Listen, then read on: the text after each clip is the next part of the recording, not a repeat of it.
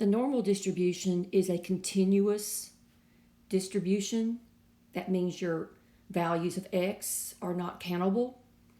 It has this general shape, and there's the mean, and the mean and the median are equal. It has an infinite range. That means that this is asymptotic. This curve is asymptotic to that horizontal line. Let me see. This is the actual formula to calculate the probabilities, but we will never use that. I just wanted you to see that it's a nasty formula.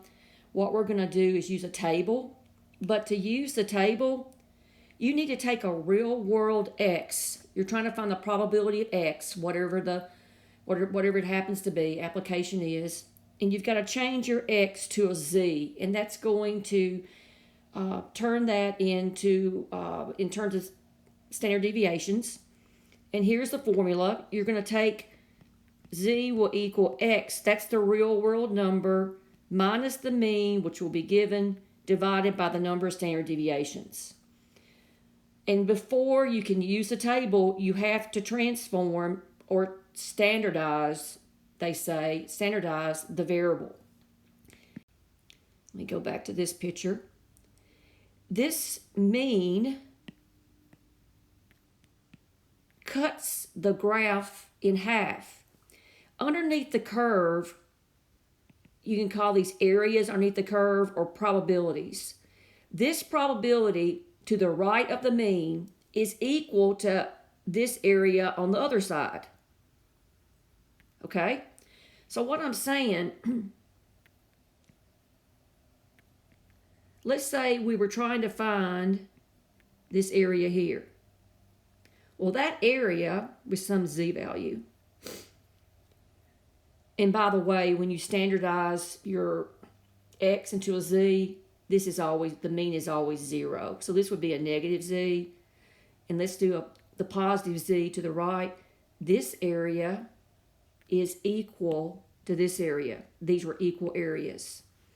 Just like if you had this and you standardize it so the mean is 0, and you're trying to find this area, that's with a negative z, that would be the same area as up here. These equal, okay?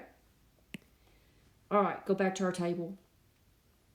And on the next page, I've got the table, and it's always, tables, sometimes they give you probabilities in the tails. You know, this is the right tail, this is the left tail, but they always give you a graph or for you to know what the numbers in the table represent. So you see how this is shaded? So for this particular table, all of these numbers represent the probability between 0 and the z value. Now the z is what you standardize that x and turned it into a z using the formula on the previous page. Now, one thing you should know, so let's say, I'm just going to make something up. Let's say I want to find the area between 0 and a z value of 1.28. I want to find this area, okay? So you need to look up this z, 1.28. See how this is z?